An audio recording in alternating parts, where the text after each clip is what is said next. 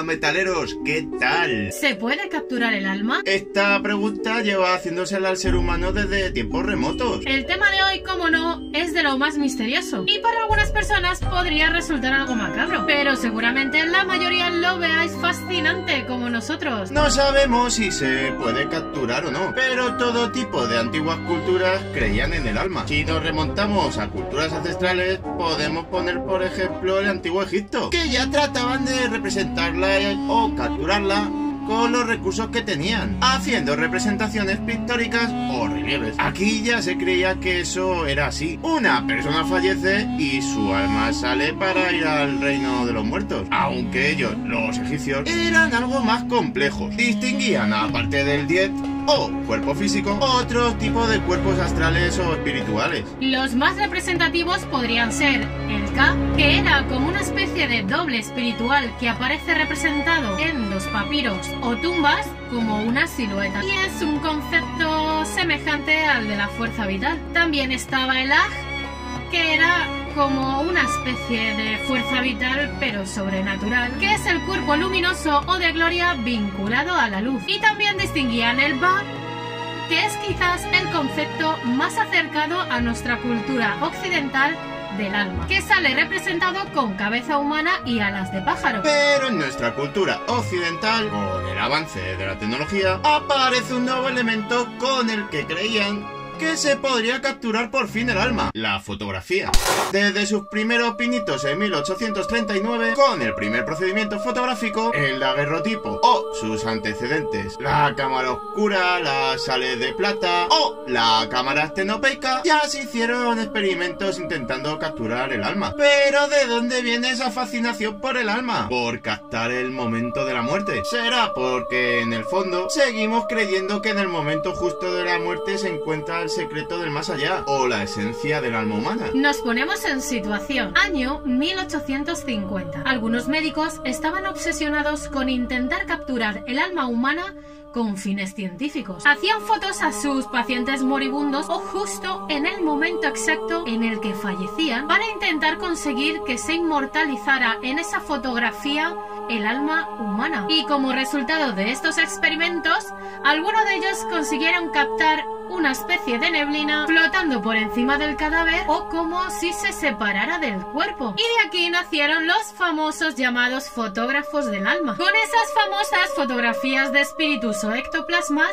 que tanto se popularizaron después, sobre todo al principio del siglo XX con el boom del espiritismo. Estos fotógrafos fueron muy respetados en aquella época y sus fotografías se convirtieron en auténticas obras de arte muy cotizadas. Pero ¿era esto real o un efecto óptico?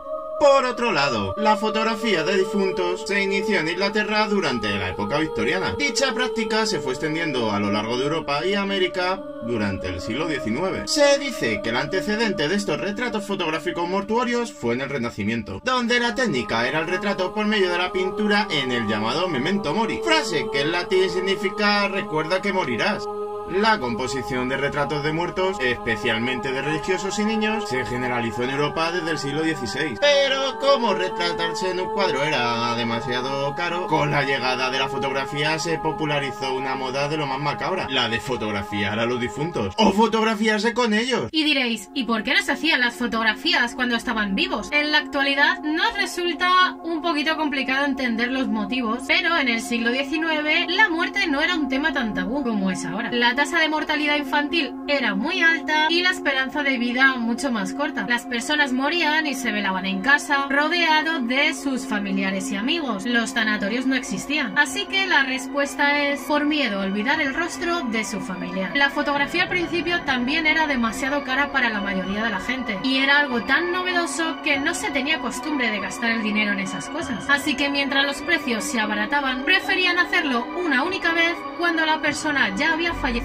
para recordarlo tal y como era en ese momento. Con el tiempo, en nuestro país se convirtió en una tradición muy católica, así que lo hacía todo el mundo. Seguramente muchos de vosotros ya hayáis visto este tipo de fotografías. Además que con internet están a un clic de todo el mundo. Y hasta es posible que en alguna de vuestras familias se conserven estas fotos, ya que en nuestro país la tradición continuó hasta bien entrado el siglo XX.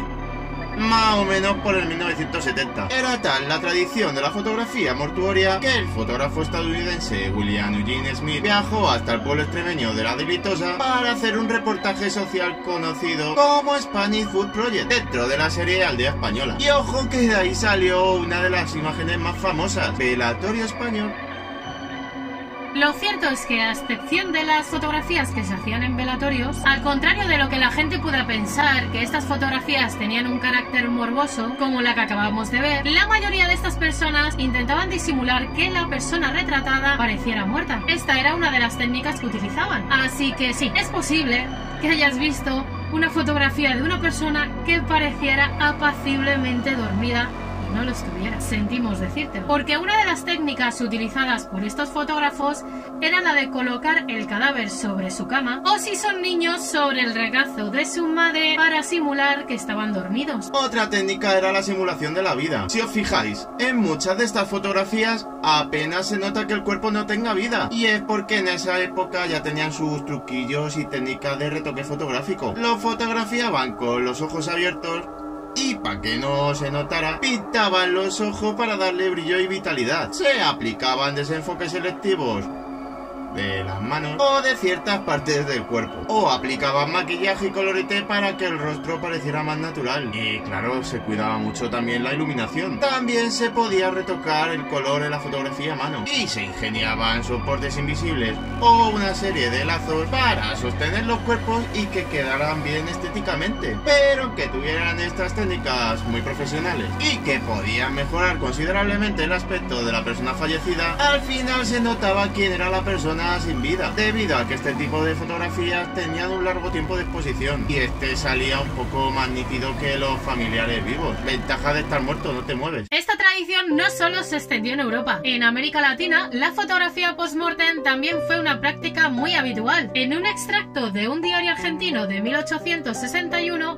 se encuentra una extraña publicidad. Retratan cadáveres a domicilio a precios acomodados. Y así es como se publicitaban los fotógrafos en general, tanto en Europa como en América. En el caso de México, resalta un fotógrafo que tenía una gran colección de fotografía post-mortem de sus retratos de angelitos, Juan Machain. El ritual de los niños muertos, o angelitos en México, comenzaba con preparar el altar y colocar una especie de sábana o mantel blanco. El pequeño cuerpo era colocado sobre el altar y se le colocaba una almohada bajo la cabeza para elevarlo un poco. Se buscaban a los padrinos del bautismo, que eran los encargados de amortajarlo, ya que el amortajamiento constituye una parte fundamental del ritual, y siempre alrededor se colocaban flores y hierbas aromáticas. Comúnmente las flores las llevaban los familiares, los amigos, los vecinos, y entre sus manos se colocaba una vara de azahar, o una vara de nardos y azucena, o una rosa, y si era necesario se le ataban las manitas para representar su pureza. Durante el ritual la familia mostraba felicidad por tener un angelito en el cielo. También hubo un tiempo en el que se retrataban a los difuntos adultos, principalmente en Michoacán, retratando al muerto en el patio de su casa o en el panteón al lado de sus familiares. Pero en este tipo de fotos no se trata de simular vida, simplemente el muerto reposaba en su caja. El retrato de un difunto era más caro que un retrato común y representaba un sacrificio económico para muchas familias. A veces se realizaban en estudio, sobre todo si eran niños, pero a principios del siglo XX se promulgó una ley que por razones sanitarias prohibía trasladar al cadáver al estudio, fuera cual fuera la edad del difunto. Así que el fotógrafo debía trasladarse al domicilio del difunto y resolver los problemas de luz, el espacio, maquillarlo para que estuviera decente. Era un trabajo costoso y desagradable. El fotógrafo Jean en una ocasión expresó que hemos realizado una multitud de retratos post-mortem, pero debemos confesar francamente que no lo hacemos sin repugnancia. Y el fotógrafo francés Nadal, si hay un penoso deber en la fotografía profesional, es la obligada sumisión a estos llamamientos funerarios.